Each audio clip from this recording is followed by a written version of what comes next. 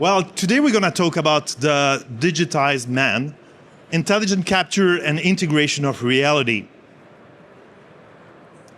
So you will see during the next 6 presentations, speakers talking about physiological sensor, watchmaking expertise, connected health, and robotics.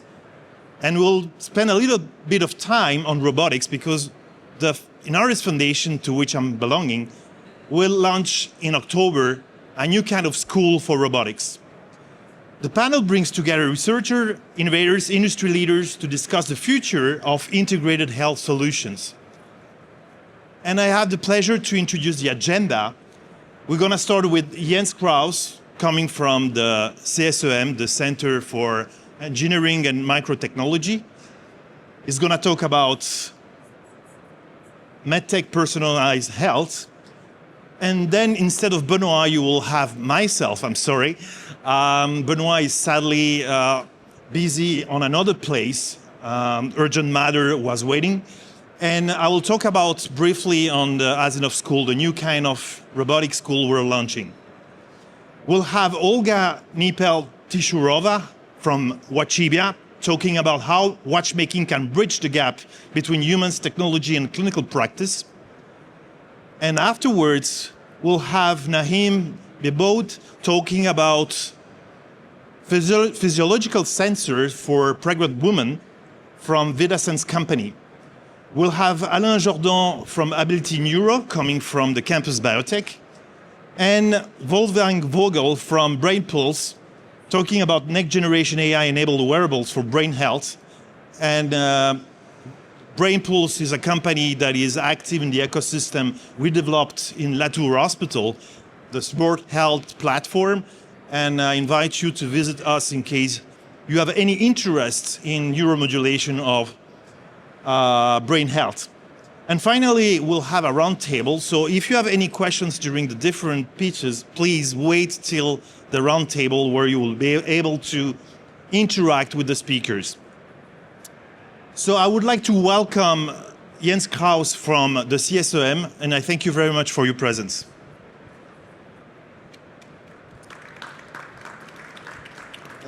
Probably I would need the... Okay. Hello, everybody. Warm welcome, and thank you very much for the opportunity to present the medtech activities of CSEM. So the title is about, well, coming from consumer health to medical devices. And here you can see some of the realizations, what we have done in the past, which I will go into it in detail afterwards. But first is a short introduction to CSEM, le Centre Suisse Électronique Microtechnique. So we are an innovation center. Technology transfer is our mission. We have a background in the watch industry. And well, our DNA is everything what is small, low power, wearable, portable, which it fits perfectly with the topic of today as well. That's our DNA of CSEM. For more than 40 years, we are active in different domains, which I do not want to introduce, but we have more than 650 persons, scientists and engineers working all over Switzerland, a turnover of more or less 110 million. And we have created as well more than 50 ventures over all these 40 years, and we will see 2 of them, or future ventures as well, afterwards as well on the stage. But coming to our medtech activity, so our vision from the very beginning, some 30 years ago, was always measuring vitals everywhere at any time. So really giving the tools to the patients to look after his health own self. And so it's in any form factor, putting sensors, processing on any body location, and if possible, in objects which you are wearing every day, and then afterwards sending this over to the cloud and making a post-processing afterwards. So this was our vision already some 30 years ago, and it's really about linking the dots of the health data. So it's clear on the one hand you have all these wearables which you're wearing on your body. You are transferring this to the cloud, and having then with the tools, it's clear now today digital health is really something which is boosting enormous, and the technology of AI was one of the drivers of this domain. So bringing the data to the cloud, making some post-processing, having today with the tools of an agent as well, interaction regarding your health, and following up with your physician at home, then afterwards your health status. So that's a little bit a track record of our history in medtech. What is important is really, and not many know, the first watch which was integrating the heart rate monitor at the wrist. The base pattern is coming from CSEM, combining in principle inertial sensor with optical sensors. So this was the base pattern in 2001, 14 years before the Apple Watch was on the market. We have been working with the European Space Agency on human spaceflight to monitor the astronauts on distance. So this was as well a foundation of some of the technology we are deploying today. We had the first project, the first smartwatch of the pulse rate monitor in a wrist, which was in 2012. It's a spin-off of Nokia, which is called Pulson, still existing today. We moved from consumer health to medical devices, and certified ISO 13485 in 2014. We had one of our successful spin-offs, which is Actia, Hyloban, which has raised more than 120 million since 2018, and was developing the first continuous blood pressure measurement without cuff, so something which I'm wearing as well. This is a medical device. We extended then our activities to the University Hospital in Bern, the Inselspital, and you will see now some of the newest tech transfer what we have done lately. So on the left side you have rather consumer health products like the Tissot Sports Connect or the Inspiring. It's as well a smart ring which is measuring all different vitals. On the right side you have medical devices which we have developed for Actigraph, which is a leap device which is supporting the pharma industry for measuring patients, and our spin-off, the Actia Hyloban, which is active in Neuchâtel. The technology pillars we are working on one hand, everything what is motion analysis, gait analysis, which is important as well for the pharma industry. Optics, so it is called photoplethysmography, so extracting vitals from the pulse wave, you will see that afterwards. Biopotential, bioimpedance measurements, and everything what is linked with data science and Internet of Medical Things, the IoMT. And in the end as well, the medical development and clinical testing together with our partners of the university hospitals. Where we are really, I would say, a world-class leader is in regarding the pulse wave analysis. So we, as I already explained at the beginning, we started with extracting the heart rate at the beginning of the century. We had first prototypes, transfers to other companies. We extract other vitals from these signals because what you have available today permits you to extract more data on the pulse wave which you are measuring on the body. And here we had on one hand the blood pressure extraction, we are extracting as well respiration rate, we are extracting as well the arrhythmia, cardiovascular risk indicators, and as well cardiac output monitoring, and everything with the same technology but with another setup and another form factor on another body location. I would highlight really something which is extraordinary, our transfer to the hospital of Bern, the University Hospital of Bern. We are located at the Inselspital to be closer to the clinics, closer to the patients. So we have the support from the canton, which is putting available every year a budget of 2 million for the researchers on the Insel campus, where they use CSM technologies to accelerate the transformation, the transfer into clinics. And all the researchers can make proposals, which you can see here, the Bern medtech collaboration call. And this is really in the view of reinforcing Bern as a hotspot for medtech innovation. So that's the idea behind, and today we are running more or less 30 projects together with the Inselspital, where we are using different technologies of CSCM and accelerating the transfer into clinics and the workflow. And a typical project is, this one is the National Clinical Study Swiss Fever. It's from the Pediatric Oncology Department of the Inselspital. It's a national study with 250 children which are affected by cancer, which have a high risk of infection. They have to be monitored continuously, in principle, on temperature. So what we have done is providing them with our wearables and even some commercial wearables like the one from Greentech, the core device, putting everything together with our digital stack, bringing all the data to the caregivers as well as the patients, where you have some push alarms on the mobile app as well. And like that, you can really monitor on distance these children which are affected by this horrible illness, and they can stay longer at home instead of being continuously monitored at the hospital. And with that, I think I'm still in time. Thank you very much for your attention, and giving the stage back to you. Thanks. Thank you very much, Jens. As I was telling you, sadly, Benoît Dubuis cannot join us today, so I'm going to talk about the Asinov School, and this is the next presentation. Thank you.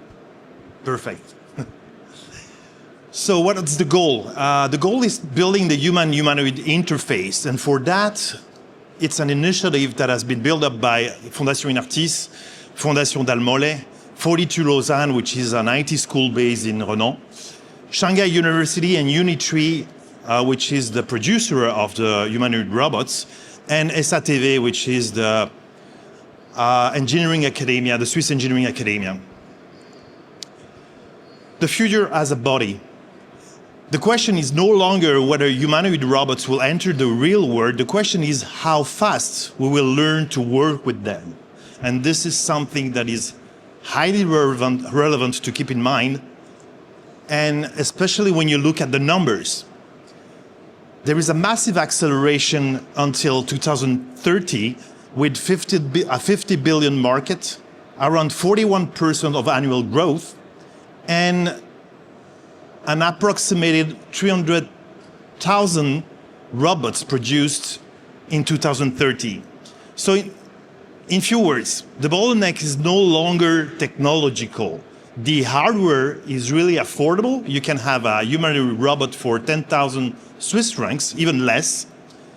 So the real challenge is how to deploy robots effectively in the real world.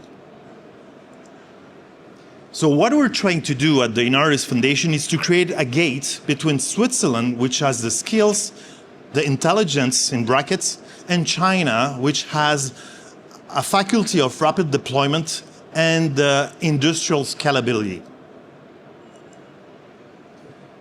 The transformation that is already happening touches different sectors. Intelligence is going physical.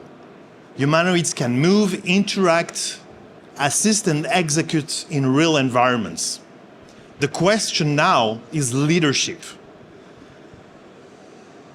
The question is not if it's happening. The question is, do we want to lead that change? And Asinov was built for this. You don't need to build robots. You need to know how to work with them. The real challenge is integration. Most programs of training, they teach robots engineering. In our case, it teaches how to create measurable impact. As I introduced before, we cannot compete with China. They are generating every year 1.5 million engineers compared to the 15,000 in Switzerland. It's not a question of number, it's a question of intelligence, agility, and integration. And this is what Switzerland can provide in contrast to China, which has the numbers. So in few words, you will have a site in Renan where the school 42 is based, where we will train programmers and system thinkers. And on the other side, in Shanghai, we'll have the robots producer and the University of Shanghai, which will support us. The School 42 is quite impressive because there are no courses, no teachers, there are only projects, experimentation, and collaboration with large companies. It doesn't mean that students are alone, it means that they have to find their way by themselves with the support of coaches. The real questions are, can we create a real impact, especially in the healthcare sectors? And how can humanoids support professional and aging populations? In the industry, how can they improve productivity? In services in the public sector, how can we transform customer experience and public services? And these are not anymore theoretical questions. They are operational and real business issues that we want to address. So how does it work? Let's say that you're already strong in software and AI, so you go straight to the robotics track. In case you need a training, then you can follow the 42 program, and after that, follow the training of the Asinov School, 6 months of training and 6 months of project development. In few words, the future will not be created by robots. It will be created by people who know how to work with them. So get ready. The school is starting in October, and people like engineers, healthcare providers, entrepreneurs, developers may apply. And you have the website there, asinov.ch, and we're really keen to welcome you for this new training. Thank you very much. I will leave the floor to Olga. You're picturing me, but it's your turn to have a speech on the stage. Thank you very much.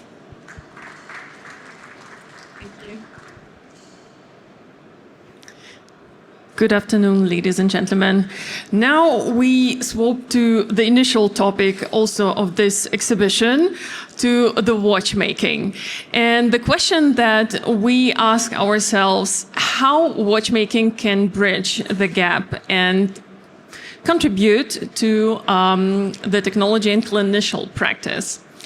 And from that, I would like to point out that we are talking a lot about smartwatches, and that how much we accepted technology on our wrists, in our life in general.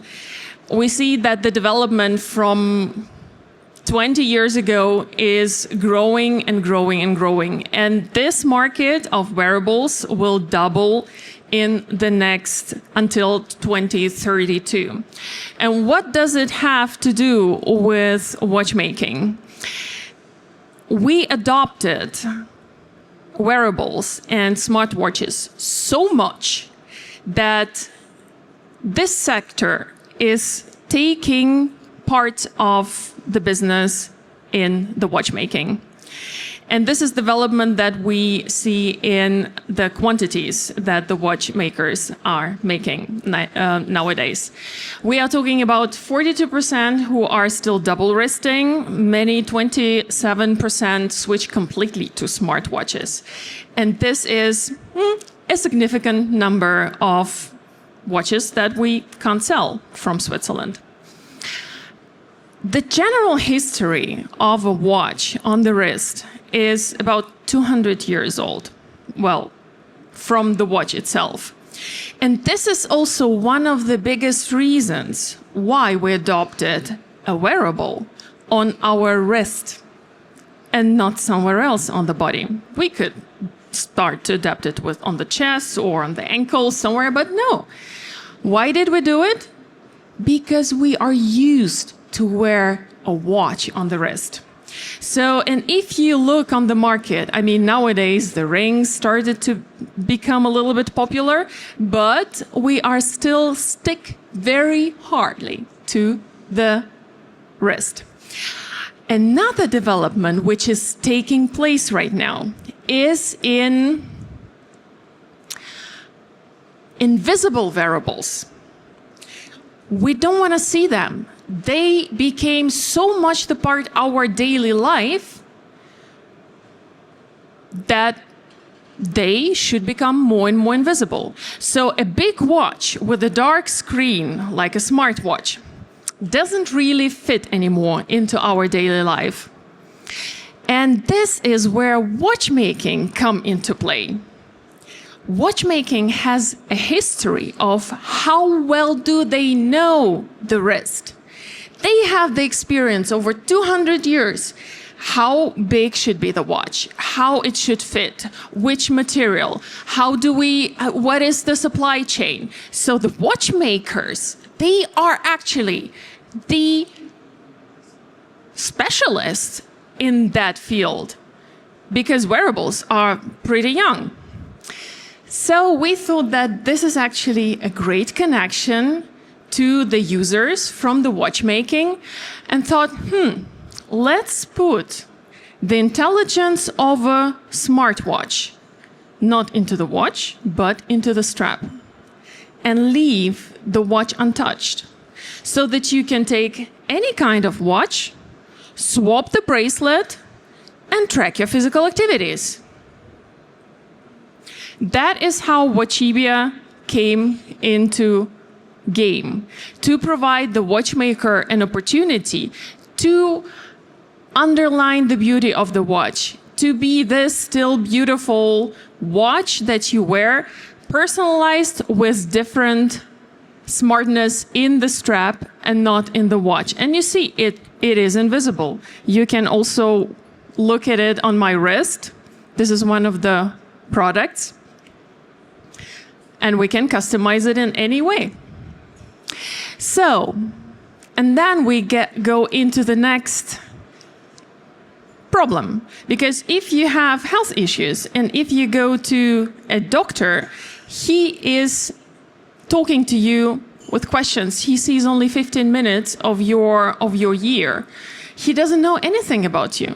But imagine you come, he's asking, so how do you sleep? And you're saying, yeah, okay, quite good. And then, how much stress do you have? Oh yeah, quite good. And then he pulls the PDF of your fitness tracker and saying, he's a liar. He doesn't sleep well.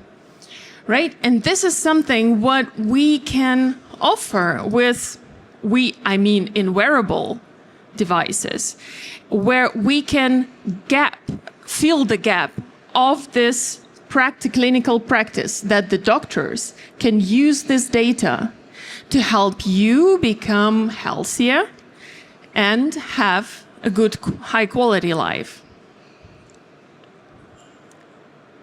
And this is something what watchmakers shouldn't do. That's not their business.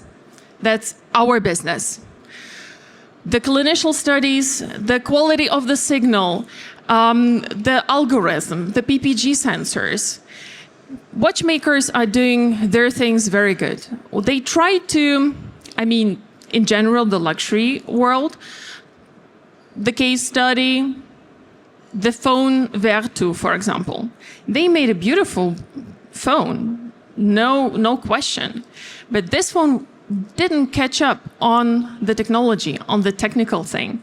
And this is why watchmakers should cooperate with us, with CSEM. We work together with them to be able to provide highest quality signal, highest quality wearable device attached to the watch in collaboration with us. So watchmaking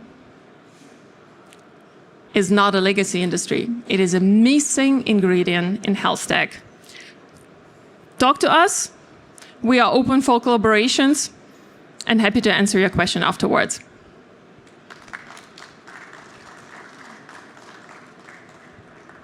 Thank you very much, Olga. It was very interesting. I would like to welcome now one of your colleagues at CSEM, Nehim. Oh, it's here. She's here. Fantastic. Thank you very much. I shall leave it here.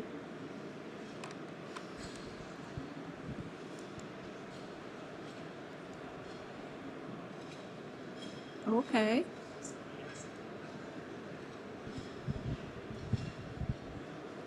Hello, everyone. So we wait a bit for the slides to come up, but thank you for being in this session. A pleasure staying in front of you and talking about the product that we are developing. My name is Naime Behbud.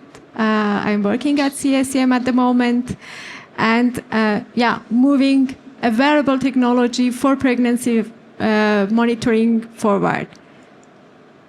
Let's first touch on the challenges of the pregnancy monitoring today.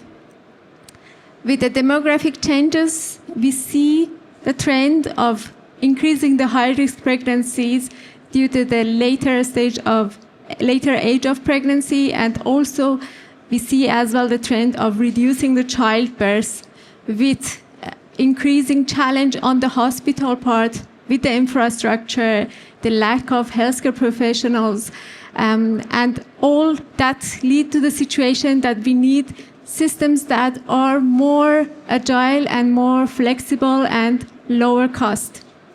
The current CTGs monitoring, which are the standard care of the monitoring in the hospital settings, they are time-consuming for the staff to install them, to use them. They need quite a lot retouch and adjustment, and they are also based on the technologies that developed 60 years ago. The other technology that is emerging is non-invasive fetal ECG technology. What is existing in the market is a lot based on the patch electrode. This patch electrode, they have the drawbacks that they are fixed, and when the gel dries, they fall off, so they are not adapted for the long-term usage, and also not very much adaptable to the user of a mom as being the user of the system. What we are developing is a wearable based on the active dry electrode technology. This technology has been developed at CSEM, and we are having a system that doesn't need any gel, doesn't need any patch.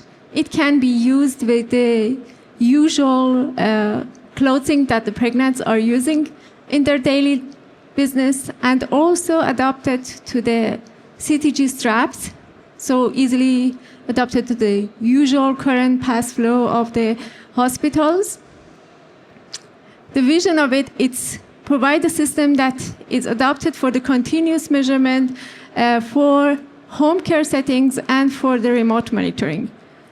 It will reduce the cost of the hospital by having less of resources of the infrastructure used for the monitoring. It will increase the mother peace of mind, also access to the data that she would love to have, and bonding with the baby that it is coming. At this stage, we have the prototype developed. We would like to have a system that it is easy to use by single person, also adapted to the hospital settings. We have developed a gateway which is taking the data, taking care of the analyzing of the data, and visualization of both raw data and analyzed data, and also storage and the information there. In the later stage, the cloud will be an important part to make it end-to-end, so connect the device to the hospital information system. This development is one of the cases that has been quite a long route with Inselspital. It started with different prototypes in 2019, 2021, 2023, and now last year we developed the latest version that it is in a ring form. And the patent of the active dry electrode is already granted, and just April 2026 we submitted a new file just to give more protection to the development that we are working on, and we also secured the trademark of VidaSense. So once more highlighting what are the drawbacks of the existing systems. You can see here the examples of CTG systems, which are based on ultrasound technology. They usually place the sensor very close to the heart of the fetal. And if there is any position move of the fetal or the mother, the signal is lost. And then repositioning of the sensor should happen to resume the signal. With the patch electrode, the idea there is that you have several electrodes that are doing the same kind of measurement, but it is using a patch, so it is causing skin irritation most of the times, and also it is fixed to the position, so if the signal is not there, you have a very time-consuming process to resume the signal again. And that's the main challenge that this product has that didn't get to have a very good reception in the hospitals. And with our system, that I can show it here, it's just, you have a dry system that you can place it on the abdominal surface and then move it easily from one place to the other without any challenge of the gel or adhesive embedded into it. So the pregnancy, the total number of pregnancy happening worldwide is 130 million, so it's a big market. Our main focus will be on the Europe and US market in the first launch, and then expanding to the Middle East area and East Asia, and then to the whole Europe. So the initial go to the market is to the pilot studies with the hospital centers to gain their trust and get used of the system and through the clinical studies. Then we prepare for the FDA clearance, and the first entry to the market would be in the US market. It's a big market for the fetal monitoring.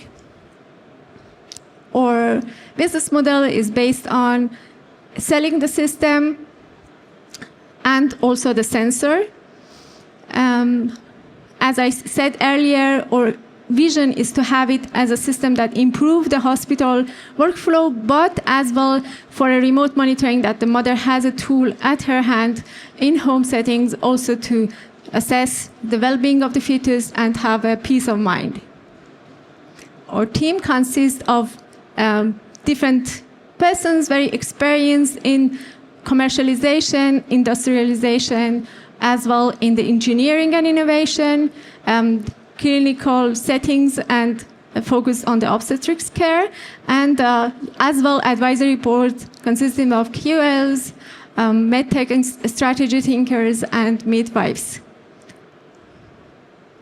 Our intention for today is to connect with investors, scaling partners, and as well clinical partners.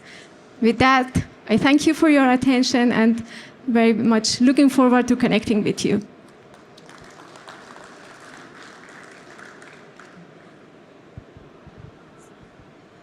Thank you very much. So it's time to move to Alain Jordan from Agility Neuro, company based in campus, Ability Neuro, company based in campus biotech. Thank you very much, Alain. Thank you. Hello, everybody. It's an honor for me to be there. I'm replacing Rotem, our CEO, who couldn't be there today. So I will present you what we do at Ability Neurotech. It's a startup located in Campus Biotech in Geneva. It's a spin-off of the VIS Center for Bio and Neuroengineering. And we are developing the next generation of BCI, brain-computer interface. So I think you have heard about it. The goal would be to develop a product which embed a medical device implanted on the brain that will record the neural activity and translate this into action in order to restore functions, basic functions, and provide independence to people having neurological impairments. The goal of our platform, you see here a picture of the first prototype. So this device is placed on the skull, subscalp, with electrodes going on the cortex.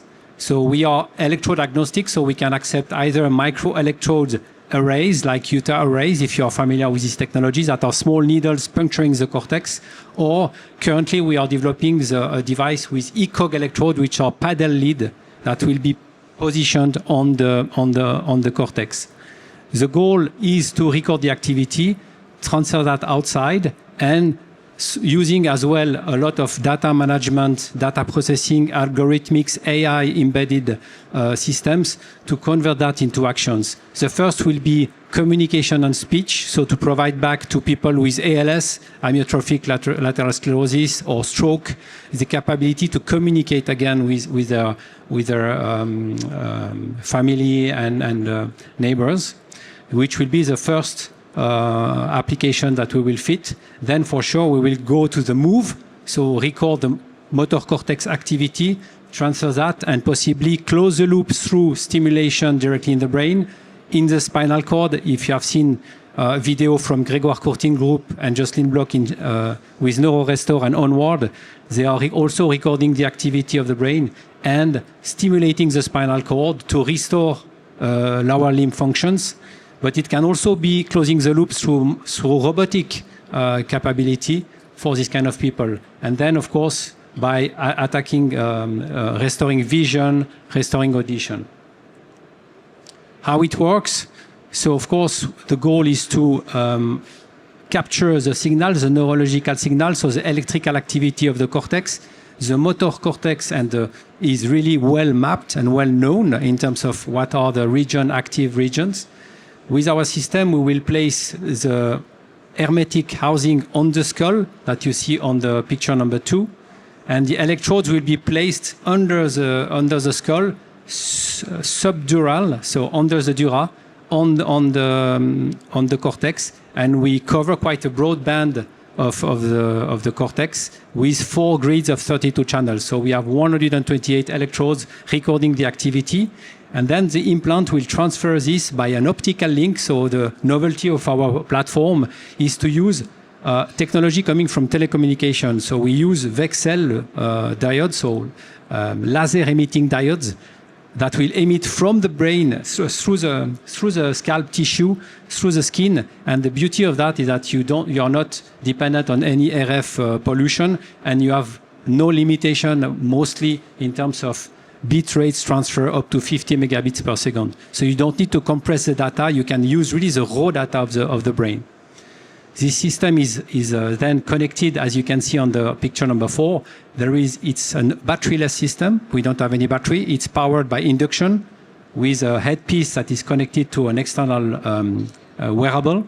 And this headpiece will power the device. As soon as the device is powered, it will start collecting neuronal data and transferring that in a numerical way. So there is an ADC conversion in the implant outside, and then from this box we have a processing unit that will use algorithmics decoding platform that are improved depending on the patients with AI modeling, AI foundational model. So it's the data here also, it's a critical asset to get access to with variable data in order to improve the system. This is a picture of the device that we are ready to implant. So it's quite a long development process. This one was really developed through the VIS Center, thanks to a lot of support of the VIS Foundation, in order to come to, it was a 4 years development to get to the animal, and an additional 3 years to get to a ready to use in clinics. And here you have a picture of the device. So it embeds a lot of microengineering capacity. We work with CSEM for the FPGA development that is inside the housing. There is a lot of the management of 128 channels to connect to hermetic assembly. We don't see the detail here, but we have cermet, so ceramic fits through with 128 channels going into the box. So in terms of miniaturization assembly techniques, it was quite a long journey to get to something that is reliable and ready to be implanted for long term. We choose a batteryless approach in order to have a less than 5 millimeter thick subscalped titanium housing. We have the ADC conversion with a 6-bit coding. That's why we need to have a lot of capacity in terms of transfer outside of the body. That's why we use these 4 VXL that maybe you see these 4 dots in the middle of the housing. These are the emitting diodes. They are really windows, sapphire windows on the box that will transfer the light and information through the skin. You see here a bit an artistic view of how it is implanted with the 4 paddles put on the cortex, and then the skull is closed. It can be through open skull or slided in the cortex. And then once the scalp is closed, the skin is closed, then we can start acquiring through the tissue. We developed the end-to-end solution. So the energy was focused on the development of the technology, the implant, and now we are moving to the end-to-end solution. So we need to construct a data warehouse where we will collect all this data. So there is terabytes of data per month for one patient. We need also to develop all the AI modeling part, for which we need to collect a lot of data in order to improve the real-time decoding. So we have access now with the partners we are working with clinics in Europe. We have access to some decoding platform that we are testing with them and improving together in order to embed this into various applications. Our first is speech, and we will move the next to movement. I think what the advantage of Ability, where we are today, we have a ready-to-go implant, which is not the case of an electrode-alone company. We have the system that is ready to go. And with this high-fidelity wireless transfer through laser, it gives us a potentiality to adapt what we want to do outside of the patient, having a platform that is long-lasting because with no limitation in terms of data transfer. But it's a long process. It's just to show you that we have been spun out in 2025, but the journey started even with the creation of the center, the VIS Center in 2014. And in this project, roughly 40 million have been invested through the VIS Foundation as part of a development project, an academic project, with the official launch of the development of the implant in 2018. In parallel, the software part was also tested on a patient having another system that is connected through the skull, so we could learn also all these algorithmic parts for speech decoding, up to 2022, where we did the first animal experiment, and then we did some correction in the design and finalize the testing in 2025 to be ready for first in human. If we see the competition, it's mainly in US, with Synchron having another approach by endovascular approach. They come to the brain with a stent rod that is brought by the vascular network. So they have some limitation, but the beauty is that it's less invasive. It goes through the vessel, but they have some limitation in what they can do. And Neuralink, Elon Musk company, with no limit in terms of funding and capacity. So the first application, as I said, is Speak. We will start first in human in Q4. We have the green light to start in Utrecht and Graz in Austria. And we will do 2 ALS patients where we will test the speech decoding and the brain click application with them. And we will also start in Munich now the intraoperative. So we will do 5 patients that will undergo tumor resection, and we will have 30 minutes to put our device in the brain of these patients and to record the activity. This will be done in the coming weeks. So after almost 8 years of development, we are ready to go for human. But as presented by my previous speaker, it's a long journey in terms of needs. We got seed funding of 7 million by the VIS last year to finalize the bench testing. And now we have a Series A of 60 million. So it's really big numbers in this class 3 implantable device. It's 160 million needed up to break even. So it's a long journey, and we have the Series A that is open currently. But it's a moving world with a lot of competition, but a lot of investment done, mainly in the US. If we look at the right side, with Neuralink, known by everybody, Synchron, Paradromics, all these 3 companies. Cortec is a German company focused historically on ECOG development lead, but they have also a system with 32 channels, and we are the 5th one to be active. So we play a little bit the card of Europe, but the difficulty in Europe is to raise similar amount of money compared to US. And China is moving really fast as well. So just to finalize, to show a bit the amounts that were raised by other companies, and we are now really in this process of funding, with the advantage to get behind us a bit this helping us to go to the first in human, and this first in human help us much for this funding capacity. But we are really in this critical process, ready to first in human and funding mode. Thank you for your attention. I was a bit longer than 10 minutes. No? Thank you very much, Alain. We have plenty of time. Thank you very much. It's time to discuss about another company which is much less invasive, but which focus is quite similar. I would like to welcome, where off my, Wolfgang Vogel, yes, from Brain Pulse Holding, talking about next generation AI-enabled wearables for brain health. Thank you, sir. Okay, the green is move forward, right? The green is move forward. Yes, exactly. So, a big welcome to everybody. Good afternoon. My name is Wolfgang Vogel. I'm co-founder of the company Brain Pulse, along with my co-founder, fellow Ramzi Jabber, sitting here with the glasses, and Dr. Pino Carbone, our chairman of the board, with a lot of medtech experience in the past. So happy we are all here. The title is Paradigm Shift in Real-Time Optimization of Brain Functions. So this really means that we are, let's say, in a world of reality, because we are talking about real time, what happens in real time, and the reality is, of course, how each individual perceives the world, but also bringing it into reality. This means bringing into the everyday environment of all people. We are a Swiss company founded in 2023 in the canton of Vaud, and have a very intense and fruitful partnership with CSCM and also with Inartis. So thank you to both of you allowing us to be here and to present here. And with CSCM, there are all capabilities really coming together that we need.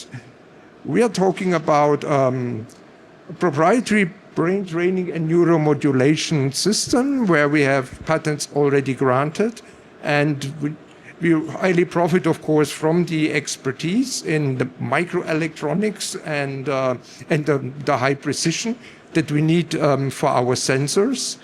Secondly, the data-driven capabilities, AI technology. Without that, we could not really do a real-time classification of brain states, would be absolutely impossible.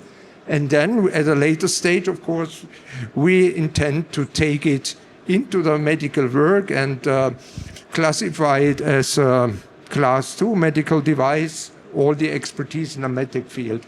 That's really it makes it a highly fruitful partnership. So why Brain Pulse? Why are we doing this? Our motivation. I mean, we're talking about brain longevity and why it matters now.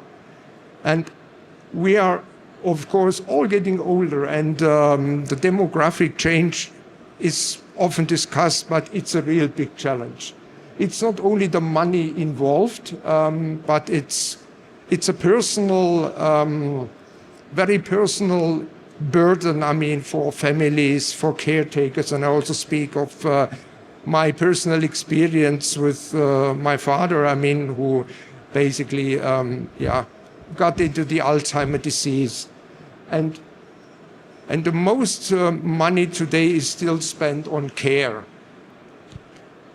Secondly, I mean, looking into a treatment, and this has been very hard. And Brain Pulse is truly looking into prevention, offering a training solution before the first symptoms really occur. And there's a big unmet need today. Going further into the into the corporate world. Also a big number here, 1 trillion lost in productivity each year, as stated in a Gallup research. And we're talking about different things here. I mean, one is the basic thing is, of course, how we can keep our employees healthy, still concentrated and involved in the task. But the other thing is about executive performance and especially leadership and social skills. And 75% of the failures in leadership, they are not related to the lack of strategic competencies of the manager. It's really coming basically from interpersonal issues. And now the green thing, I mean, there is a huge potential that can be unlocked, talking about prevention, cognitive well-being. And we have a long lifespan, a prolonged lifespan, but what is lacking? I mean, lacking is really, let's call it the health span. Do we stay healthy all along the line? There are a lot of programs for the body, for physical fitness, for the heart, but what about the brain? And the brain is really the essence in what we are and what we are doing. And preserving the cognition, the ability to communicate, to interact with all other people, that's really highly important here. And there is, of course, now the technology trend to go into precision medicine and in digital brain health solutions. And this is the way we are going. So the market today, as we see it, there is really a huge gap between, on one hand, the clinical research and new medical solutions. I mean, as we saw in the impressive presentation of Ability Neuro today, also coming up more digital diagnostics. But on the other side, there are booming wellness and lifestyle industry with a lot of devices, and they're making the non-proven claims. So this means basically we are positioning ourselves in the middle, professional brain training, brain performance optimization and prevention with validated methods that people can use in unconstrained environments outside the clinics. This is the direction we are going. So concretely, now let me take you a little bit further into some details of our solution and technology. Well, what we offer is an integrated solution for a whole training and more neuromodulation process. On the left-hand side, this is our new patented brain-computer interface. Basically, we are using integrated sensor for measuring brain activity and for neuromodulation over the entire cortex and at the same spot, and we do it in real time and simultaneously. And this, we have patents granted in several countries. Then what we are doing is we classify the brain states in real time by advanced deep learning algorithms. So, and this will be according to very task specific. So applications you basically can use in sports, in corporate, in healthcare. And this is basically a method set that we are now developing. And the processing runs in a closed loop. I mean, it triggers, let's say, the brain changes in brain activities and network functions along the task that somebody is executing. And we also have, at the same time, this is why it's a dual closed loop, we have integrated neuromodulation, pulse electromagnetic frequency, that we are activating and steering at the same time. And then finally, we have these training programs, very targeting training programs that we will develop for cognitive functions, for motor skills, emotional and social skills, very important, and of course integrated advanced brain network functions. Like we do it we have the visual cortex, the visual processing in combination with the motor task and finally the execution, if you think about sports applications. Now, all this, as mentioned, we are doing in co-development with CSCM in AI-driven ecosystem. Now, what are our achievements or what we are working on today? I mean, we have patents granted in Europe, in China, which is also an important future market for us, as we saw in the collaboration with Inartis, in Australia and in the United States. And in December 2024, we very successfully completed advanced proof of concept and feasibility, started with an early functional model, and we could prove that the integration of our brain monitoring, which is based on an optical method, functional near infrared spectroscopy, and neuromodulation using pulse electromagnetic field is working very well together without cross-talking. And also we can reach with a PMF also deep areas of the brain. And this was confirmed by internal in vivo testing where we have the results. It's really very nice first proof what we can really do. And this encourages us, of course, to NCSCM to continue. And we were very proud that our solution was showcased at the 40 years anniversary celebration of CSCM in November 2024. And also we won the Senior Swiss Gate Challenge Award in Shanghai in November last year with our solution. Now the next step, what we are doing is we have our first human pilot study that we are now submitting to the ethics committee. And this is about real-time classification of effective states on a valence and arousal scale. And this is, let's say, extremely important to conduct this study. And what we are doing is we have basically always a regression with vital sign monitoring, with facial monitoring, really to make sure that we can really cross-validate what we measure with our brain-computer interface. And this will be the foundation, of course, for the development of further methods and also of the closed loop.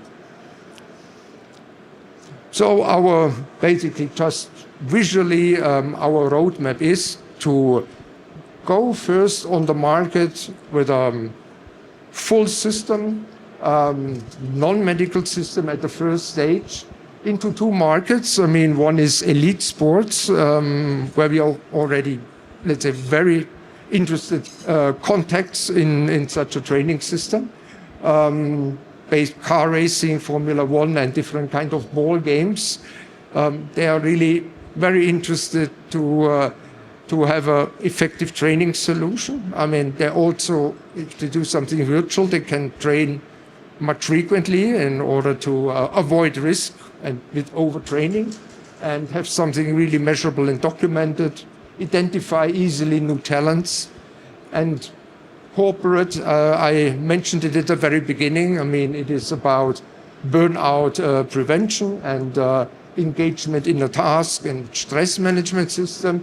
But the second part, of course, is development of effective leadership, interaction, social skills, and so on. And then as phase 3, we will enter into healthcare. We start with prevention only with healthy people, but then along the line, I mean, we will start clinical trial in dementia prevention with our system. And we will also develop further other methods in the clinical field that still have a gap in the market and be able to license this out. And then the future on top is, of course, a further miniaturization, make it part of everyday's life. I mean, we have by that time a lot of classified and cross-validated data a lot of different people, a lot of different applications. And if we could translate, our advanced brain networks with the help of AI into remotely detectable classifier, this would really open us the world. And also for our business model with all the data we gathered to go further from a base system as a service to data as a service and to platform as a service, as a business model. So improving brain longevity and human performance, brain performance at any age, this is our vision. And we would like to invite you, of course, joining us on the road in our journey. We are also looking, we're in the major seed funding round, we are looking for investors, but also, if you have interest, if you would like to partner and collaborate with us, as I said, we are monitoring, we are cross-validating with vital signs, with physiological signals and so on. This could be a very interesting field, of course, where we would look for a new collaboration partner. If you're interested, of course, in taking part of our first human pilot study, there will be 100 participants at different sites. Please, you're welcome as well. So thank you again for listening. And now I think we are open to discuss any kind of questions. Thank you very much, Wolf. You can stay on stage. I would like to welcome all the speakers on the stage, please. Merci beaucoup.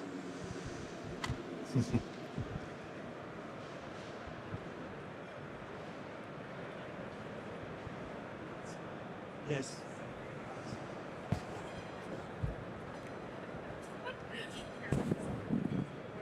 All right, so I'm opening the Q&A session. So if there are any questions from the audience, please come forward. I'll be pleased to give you the microphone. Thank you very much, Alexandre. We have the pleasure to have the director of CSEM.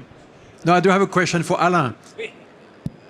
Make us dream a bit. How far could your tech support people that had strokes or that cannot communicate at all?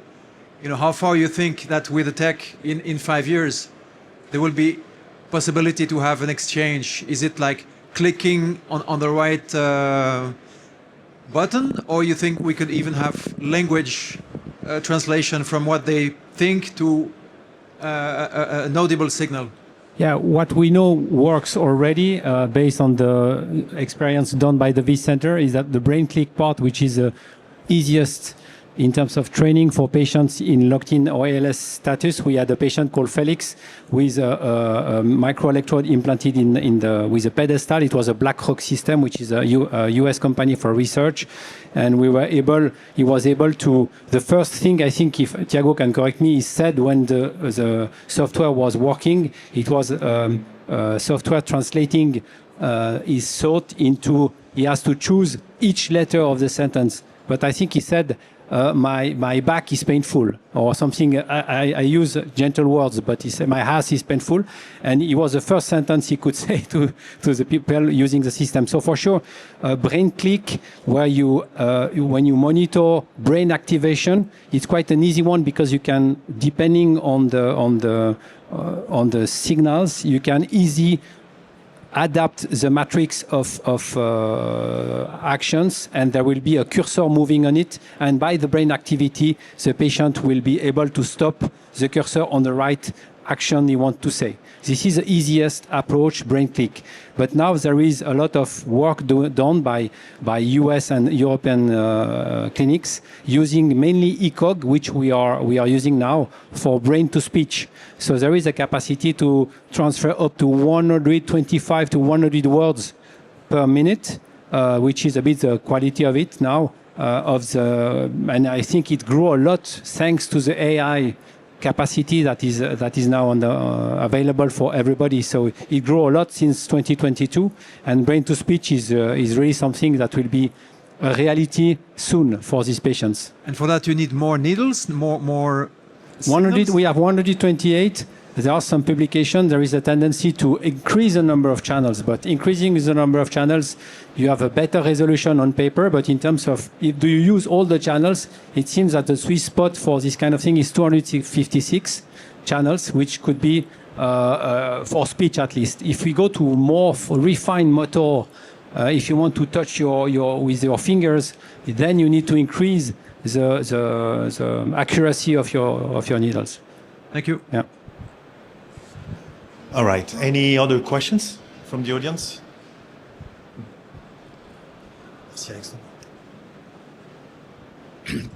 Yes, I feel sorry because I am the most incompetent person on earth, and I always feel a bit embarrassed asking questions to such competent people like you.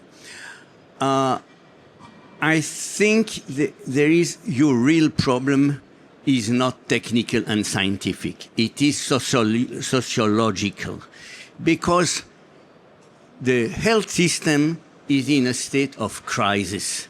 Even in wealthy country, it is collapsing. And there is no way out because of the power and central role of the physician, the medical corps. And the whole society is bound to perpetuate and worship the physician, because each family wants their children to become a doctor because they see the imperial career up in the society. And it may well be that the physician, the doctor, in spite of 10 years of study, they are the most knowledgeable people on earth, but this knowledge is quite often useless. There is too much. It's imploding, and you all know that if you visit two doctors, they will tell you just opposite from one another, even on the most basic things. So what you are doing is a crusade or an assault on the most holy profession in society. And it may be that tomorrow the physician will vanish, will disappear as a lofty profession, except maybe for surgeons, but even that, their mechanics might do the job better. But beside that, you are, in fact, you are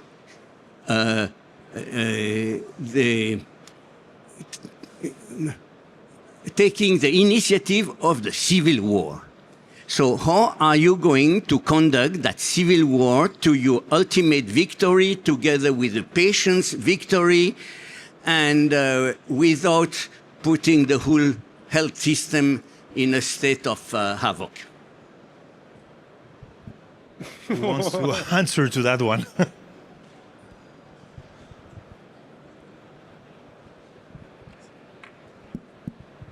I think it's quite almost impossible to answer, but yeah, we are one actor in this health system, and for us, we cannot avoid clinics. We need to convince them to participate to this kind of study. They need also to get some benefit in terms of publication. But it's a bit, I think it's also the AI revolution, because there is already AI improvement for radiology, etc., for helping the radiologists to do a more recurrent and reliable diagnosis. So what we are providing to the health industry is to provide a more reliable diagnosis. But for sure, the doctor needs to be convinced. We cannot replace him in terms of, it's a bit sometimes diplomatic. We help him to be good by providing the good tool. So we need to convince them to use the best tool ever and to be part of the adventure.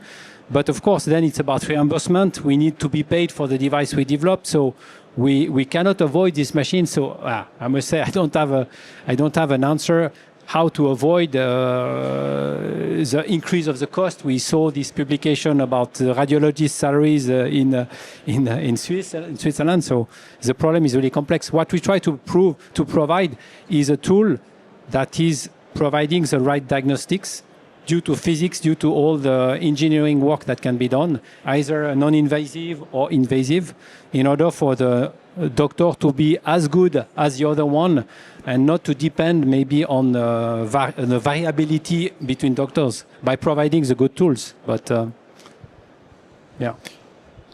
We're not doing a war,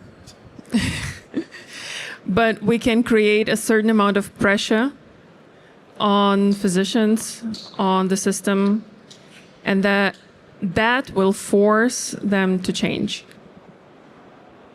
And as we also don't know everything, so we're figuring things out. And my experience, the question is coming from the hospital itself. So they feel the need of the new tools to a bit release the stress that the hospital is facing with all the lack of healthcare professional, also the very costly system that exists right now. So I see our rules to be more a helper than someone who's challenging the system. Yeah, that's the intention at least. And maybe I think a good thing of all this AI, ChatGPT capability, everybody has access to that. Everybody has access to his own diagnostic before going to the doctor.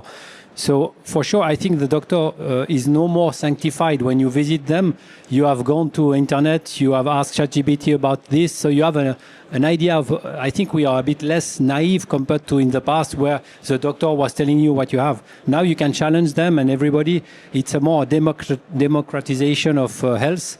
By having all these tools, we are a little bit all at the same level and the doctor is not seen as the only one having the truth. So maybe it's good. Thank you very much for your answers. I have a more general question to all of you.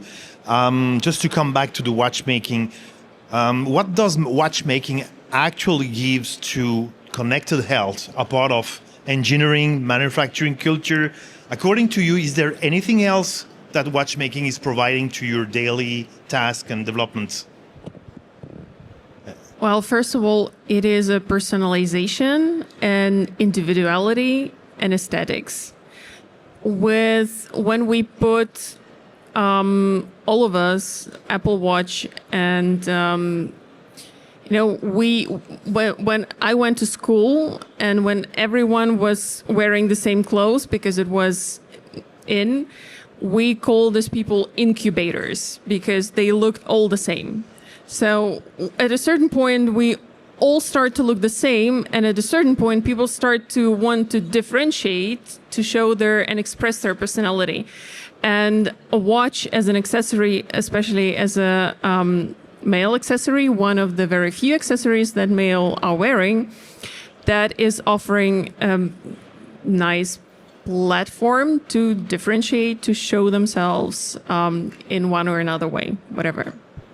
And this is something what definitely sometimes increasing in value, sometimes decreasing. Everything is dynamic, but it stays. Anyone else wants to comment on that?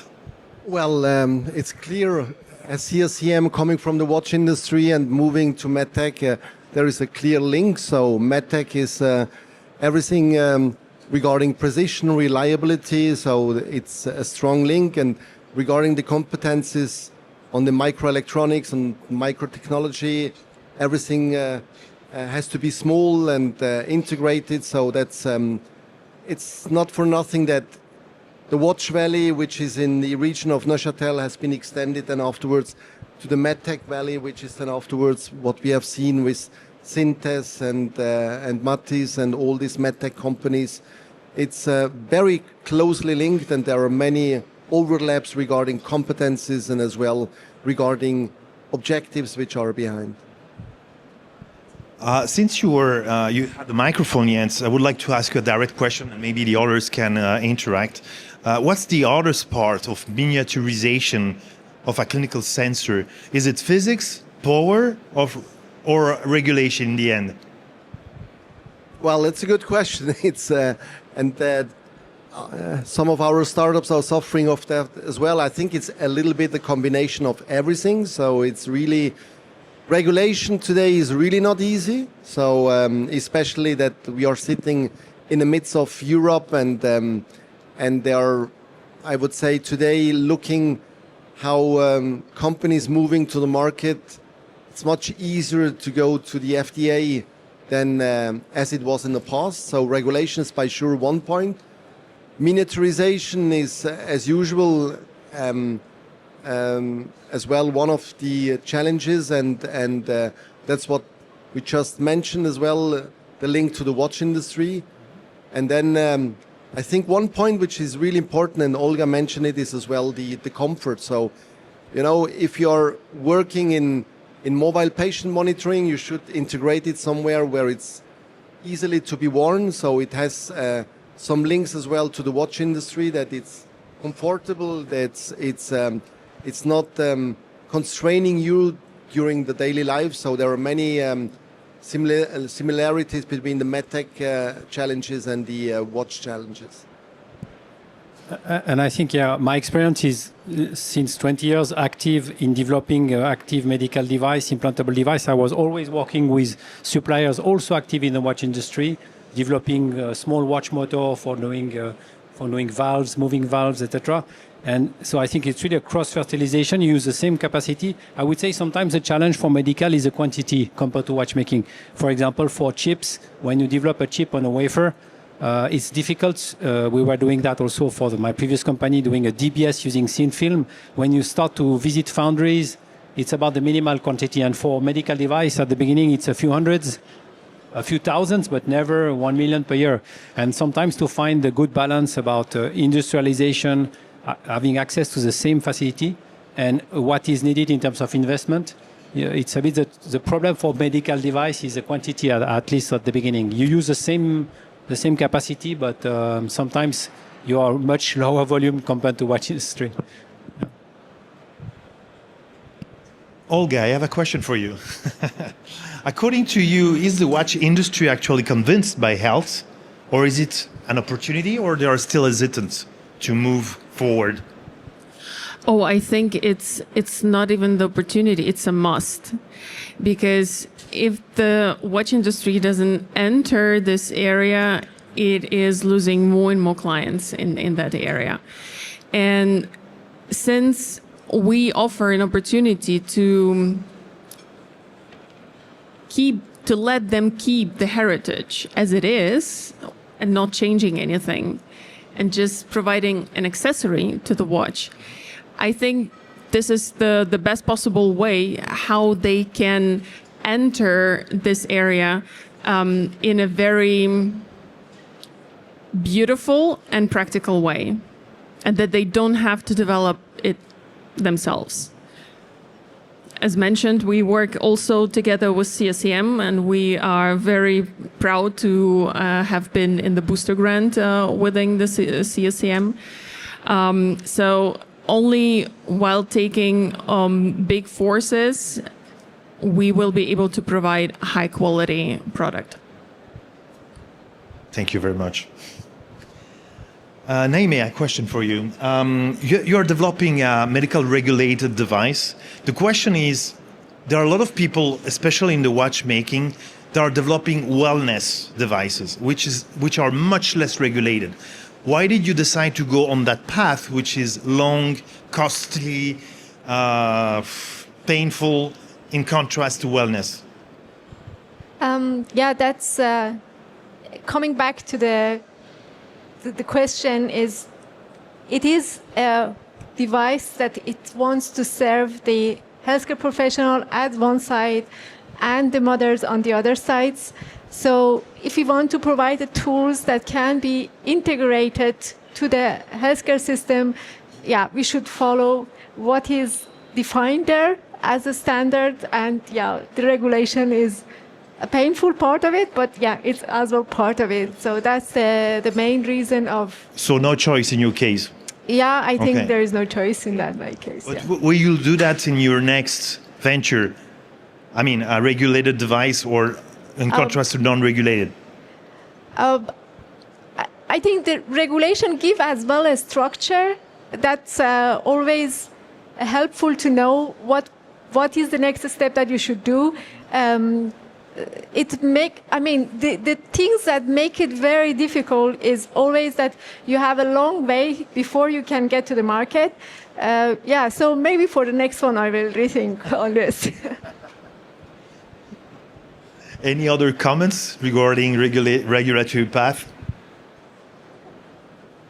I think now we are, even everything is regulated, and I think we have cybersecurity regulation, GDPR, data management. So it starts to be really complex because you have to deal with all this regulation, not only the medical, but everything is evolving. You need to adapt always how you manage your data, the cybersecurity is a big problem for. So it's not an easy one. Well, that's a question that watchmaker could think about. You have the example of Apple Watch, for example, which for a long time was giving you fitness and information about your life, and then they decided to move on the regulated side of the healthcare system by providing a feeling on your heart health and things like that. So this is a decision that you make during the process of development, but once it's taken, as Naomi was saying, it's something you have to do. It's painful, but you have to go for it. Yeah. A question for you both, Wolfgang and Alain. What has to be true before clinicians and patients trust AI-driven neurotech devices? How to convince them, in few words?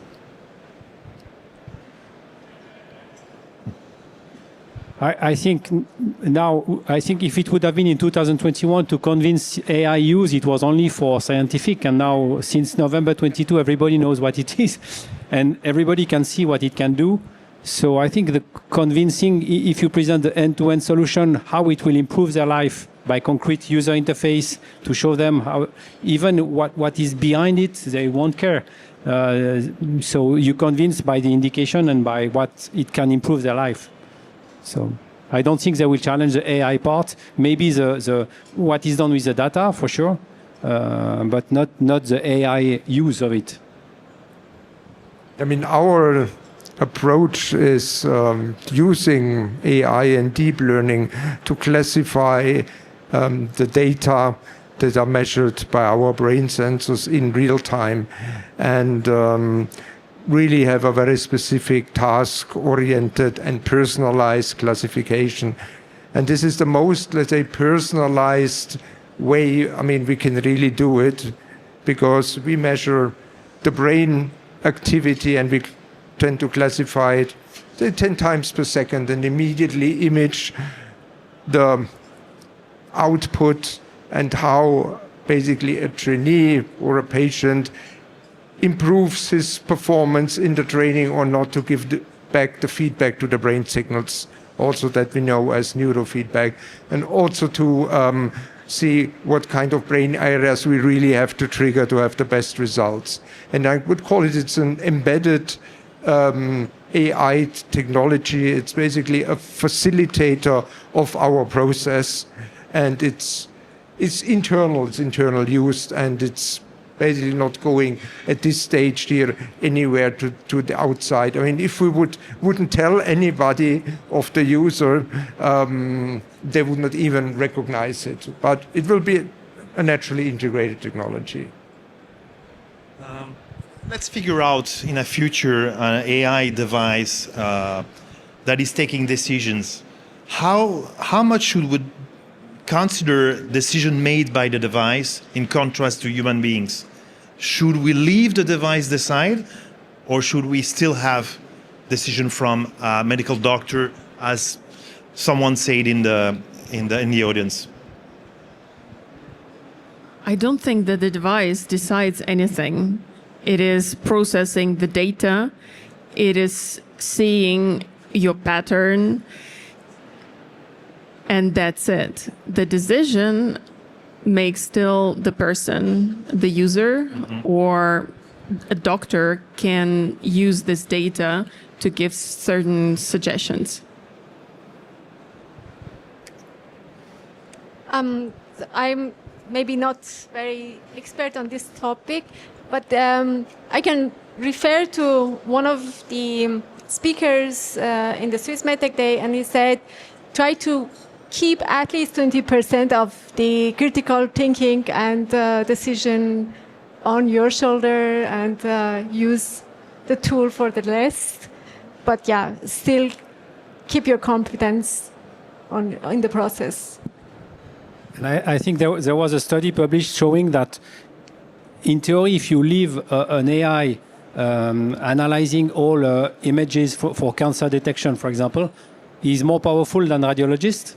But now I think we need to keep the final decision of radiologists, but we need to accept human error still, because it's a key factor to still accept the human error. But for sure, AI is helping. And I think another interesting point was for self-driving cars.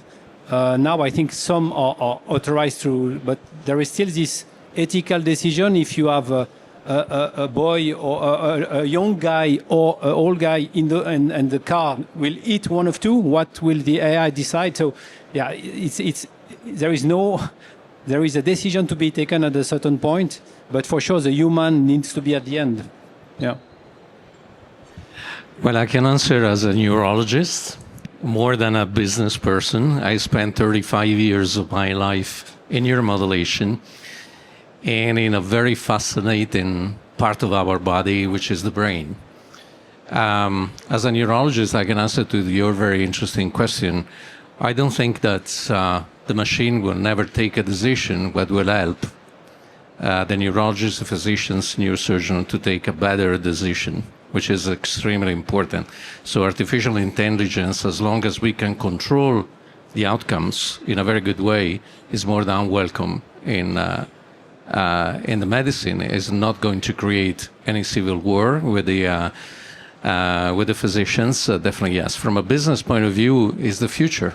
Whatever you are doing altogether, including the company I'm representing, the Brain Pools, is fantastic as long as we can get the data in a right way, we can interpret the data, but I think the human beings will never be replaced by a machine, because our capability in understanding better and better the brain is, from an emotional point of view, is extremely important. So at the end of the day, I think that whatever the companies are going to help patients and physicians in taking decisions are more than welcome. So very welcome on all the things. I was really impressed by all the company, particularly by Brain Pulse, of course, but definitely really impressive. Well, thank you for this comment. Very helpful. Is there anyone commenting on that, or I can move on to my next question? Okay. I have two questions for closing this session, which are really for everyone on the panel. Let's consider 3 years from now. What's one concrete thing you hope to point to that doesn't exist today? What would you like to see in 3 years from now? May I start?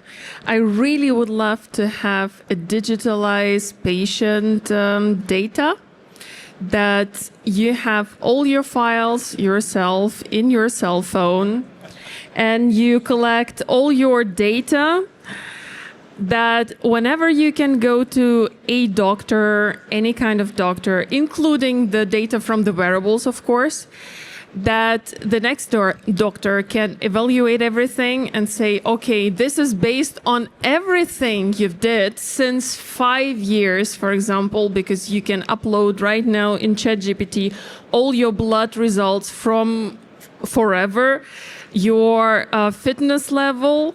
You can upload everything in ChatGPT and you can get such a good picture already now. But it is not yet FDA approved. So we need to get a centralized system all over Europe, in best case, that we can control our health ourselves. That is really my dream.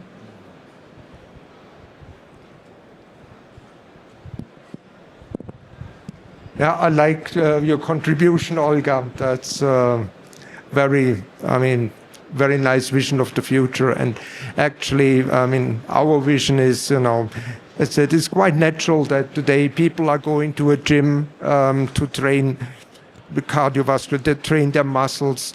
It should be self-evident in 3 years from now that people just go to a certain place and they should also train specifically their brain functions. That would be really, of course, nice to see. And also where we have, you know, data integrated for monitoring, I mean, that it would be quite natural to also have the relevant brain data integrated, to have really a complete holistic view of it.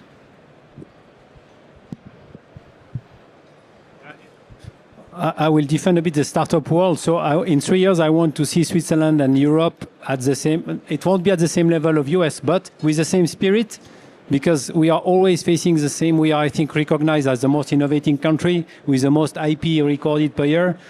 We have, I think, a great support to start all the companies, but to really cross the valley of death and to get to the human for medical device company and to get really investors that want to take this risk, it's really difficult and it doesn't change so much. I'm in this business for 20 years, but I know that the return on investment is difficult because it's a bit, but I think money is there. There are plenty of money. So to see a bit the change of ecosystem and the willingness to take some risk also from the government in terms of supporting also the research part, not only the seed funding, the initial steps, but maybe also like Europe is starting to do with STEP programs, and they will really invest in as shareholders, not only as seed funding. So to change a bit the ecosystem to be not beaten by China and US because it's a bit the tendency for the moment. Well, we are creating some of the new stuff which is coming in the future. So I do not want to speak about the technology, but rather I agree completely with Olga. So already having a digital patient dossier would be fantastic, because we should stop to discuss about the risk of the AI tools, about the data. These are fantastic opportunities to bring everything together, to linking the dots and giving in the end to the user some tools that he can decide himself. Your question about is AI or a machine deciding? No, in the end we are deciding. It's not the doctor is deciding if I go next month to operate my knee. I myself are deciding, and if I have more tools available with AI, with the data, I would really like to profit of that. And all these politicians should stop to discuss about the risks which are linked about that, but using the opportunities which we have. If I may bounce back on that, you probably know, but in China there is already a couple of hospitals which are managed by robots. I'm not talking about surgeon, but we're close to that. Meaning that in the end, you will have the front end with a robotic nurse. You will have maybe some doctors which are robots. And one day we already have that, but it's not fully automatized, robots that are surgeons. So my question is not totally foolish. In the end, who's going to decide? You are deciding.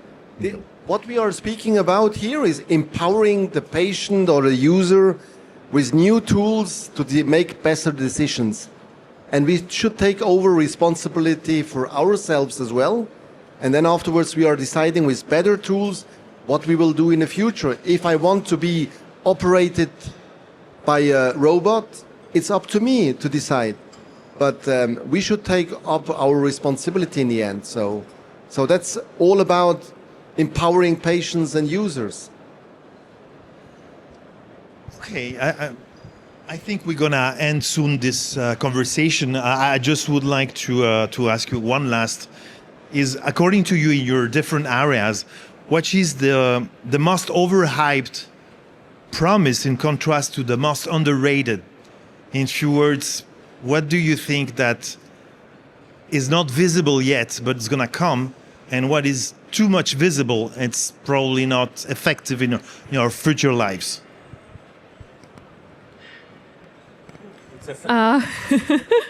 I think the most overrated is the supplement area, what you can do and what you can supplement. And the most underrated is still physical activities. I think with physical activities, you can eliminate so many gadgets where we put a lot of energy to develop, just because we as people, and me including, are too lazy to exercise, working too hard, sitting too much. And this is still the most underrated. So we people, despite the whole development of AI and technology and everything, it is all about us. We are developing all these things to help ourselves. And we can do also something without consuming world's resources with a very simple way of doing things. I make it short. Most overrated, the Apple Watch and the innovation potential of Apple in general. And most underrated is Swiss technologies. Thank you. Very quick and straightforward.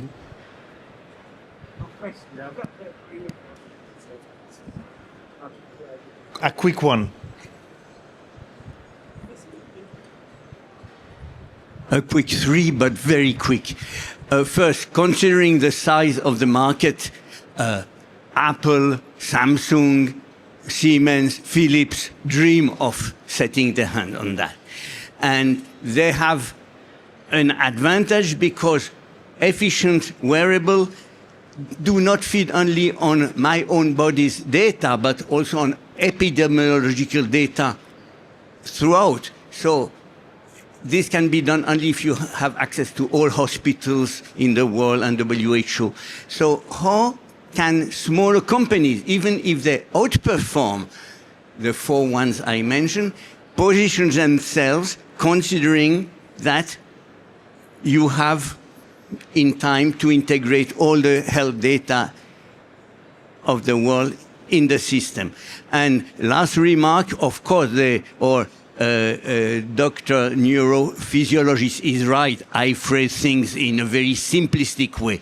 But I am sure that academic circles will have to rethink medical education and process much sooner than they expect.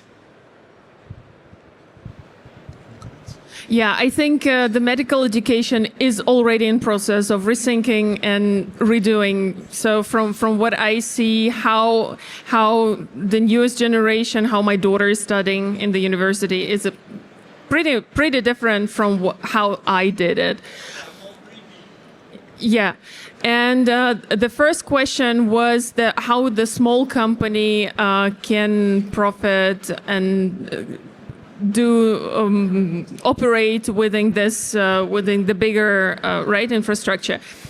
I agree with Jens that Swiss economy, yoo-hoo, we will be there. But I also like the option of being able to plug in your data into the Apple Health and communicate with this big infrastructure. Because even though Apple owns the data and they are in America and we have our concerns about that, we still need this global data. We need good references. It is good to compare your sleep with how do we sleep in Europe, how do people sleep in America, and things like that. And I don't know how about you, but I love this data. And for example, Oura Ring is showing this data every now and then in their newsletters to see, okay, what else can we do? So the bigger is the data center, the data bank, the more we know also about ourselves. And a good benchmark is a good benchmark. Thank you very much. I think I would like to thank you all for coming today and providing your thoughts and your projects on this stage. Thank you for the remarks and feedbacks you gave to the audience, and thank you to the audience for coming today. Thank you very much.